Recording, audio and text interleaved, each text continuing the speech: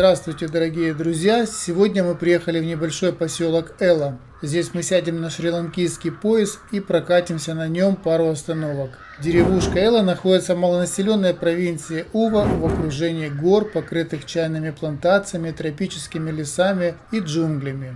Поселок Эла считается одним из самых красивых и атмосферных мест Шри-Ланки. Это не только уникальный климат, но и совершенно особая атмосфера. Здесь в самом воздухе уже витает спокойствие и умиротворение. Как видите, даже собаки здесь находятся в медитативном состоянии.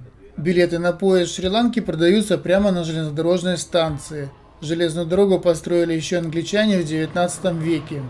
Официально она была открыта 2 октября 1865 года. Дорога проложена среди тропических лесов. Места, по которым она проходит, считаются одним из самых живописных в мире. Посмотрите, какая кругом красотища. Мы едем в вагоне 2 класса. Есть еще вагоны 3 и 1 класса. Купить билеты в вагон 1 класса можно заранее. Их продажа начинается за 30 дней до начала предполагаемого путешествия. В билетах 1 класса указываются места. В вагонах 2 класса пассажиры садятся на свободные места, которых может и не быть. А вот вагон изнутри. Ничего особенного. А сейчас снова можете полюбоваться красивыми видами из окна поезда.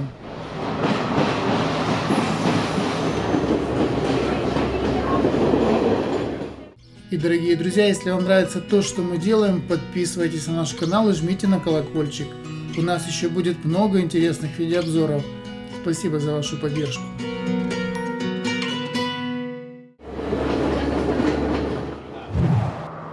Мы приехали на станцию Хапутали. Это маленькая деревушка, которая со всех сторон окружена чайными плантациями.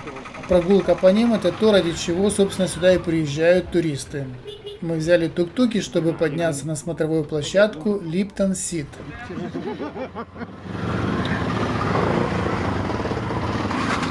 Время движения просто. Теперь мы едем на тук-туке.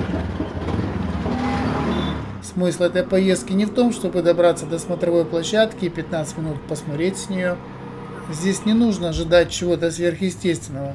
Это просто самая высокая точка над местностью. Самое главное — это сам процесс езды на туке, во время которого можно любоваться и наслаждаться красотой ланкийских пейзажей. Водители делали остановки возле самых интересных мест, где можно было вдоволь поселфить.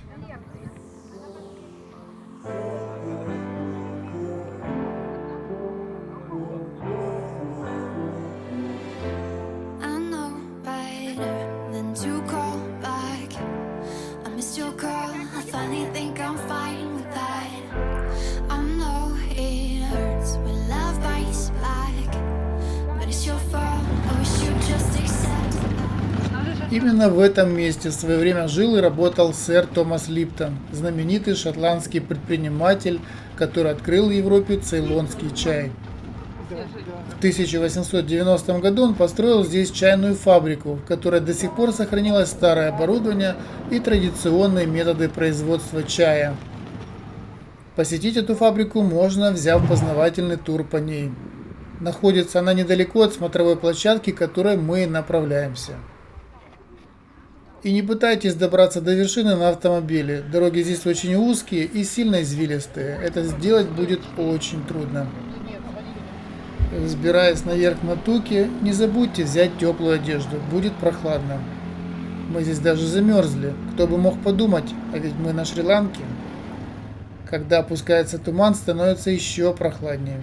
Все это потому, что смотровая площадка находится на высоте 1950 метров над уровнем моря. Рекомендуется посещать это место рано утром, когда встает солнце. Именно в это время можно сполна насладиться чудесными окружающими видами. Так как мы приехали позже, то уже с горных склонов начали опускаться облака и туман, которые помешали нам увидеть окрестности вдалеке.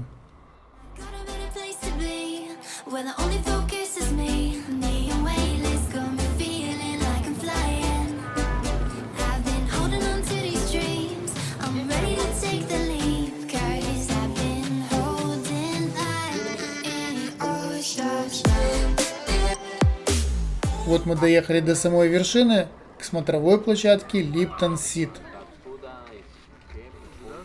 Ну да. На вершине красуется статуя Томаса Липтона с кратким описанием его заслуг перед Шри-Ланкой. Смотровая площадка Липтон Сит буквально переводится как место, где сидел Липтон. Именно здесь он устраивал клиентам чаепитие с видом на свои зеленые сады. На высоте почти 2000 метров произрастает высокогорный чай хорошего качества.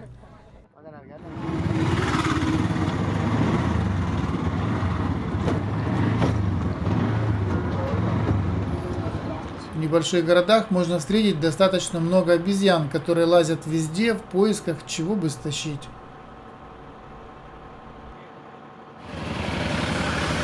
Спустившись с вершины горы, мы решили посмотреть еще одну достопримечательность. Самый крупный мост на Шри-Ланке.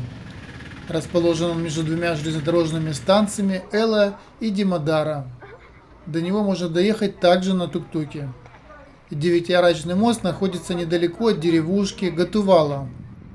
Он был построен еще в те времена, когда страна являлась колонией Великобритании. Высота моста более 30 метров, а расположена на высоте 945 метров над уровнем моря. Благодаря этому и получил свое второе название – «Мост в небо». Этот мост был построен исключительно из камней, кирпичей и цемента без использования железа. При прогулке стоит быть внимательным, так как мост действующий, иногда по нему проходят поезда. Нам повезло, мы увидели, как по мосту проезжает поезд.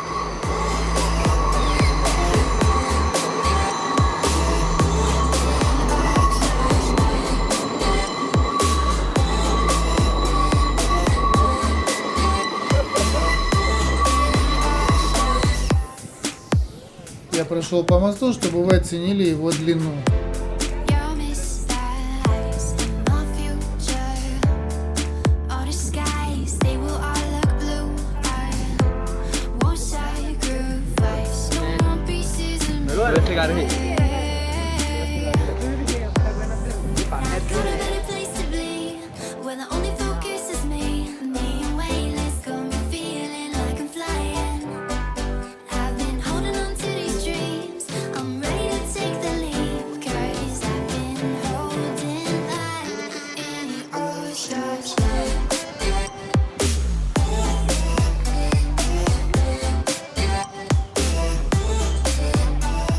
Здесь интересно туристам посмотреть не только старинный мост, но и само место, где он находится. Оно весьма живописное.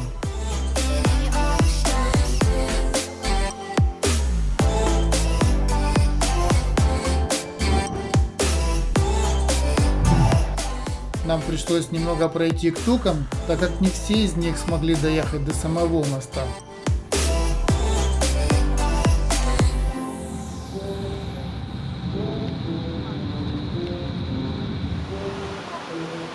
По пути в отель мы остановились еще в одном интересном месте.